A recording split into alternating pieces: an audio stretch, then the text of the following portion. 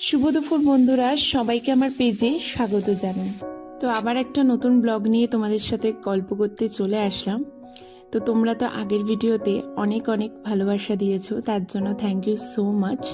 তো আবার আজকে কিছু মনের কথা তোমাদের সাথে বলবো, তার সাথে রান্নাও করব। তো চলো একসাথে গল্প করতে করতে রান্না করা যাক। জানো তো বন্ধুরা, পৃথিবীতে সবচেয়ে বড় বেইমান হচ্ছে সময়, যা একবার চলে গেলে আর ফিরে আসে না। সময় কথাটি খুব ছোট একটি শব্দ, কিন্তু এর গুরুত্ব অপরিসীম।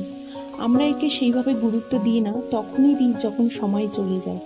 তাই তো আমাদের সবাইকে মনে রাখতে হবে যে আমরা সবাই একটা রেসে দৌড়াচ্ছি, যেখানে সময়ও কিন্তু দৌড়াচ্ছে। তাই সব কিছুর সাথে সাথেই নিজেকেও যেমন সময় দেওয়া উচিত, তেমন নিজের আপনজনকেও সময় দেওয়া খুবই গুরুত্বপূর্ণ, যাতে পরে না কখনো আফসোস করতে হয়। দেখো, গল্প করতে করতে কতটা আমার রান্না হয়ে গেল। এখানে চিংড়ি মাছ দিয়ে বাঁধাকপির তরকারি করলাম, আর তার সাথে ডাল করা হয়ে গেছে। ডালের মধ্যে সমস্ত ভেজিটেবলস দিয়ে ডাল করা হয়েছে। আর এরপর বানিয়ে নেব পাবদা মাছের ঝাল। তো এই হচ্ছে আজকের দুপুরের মেনু।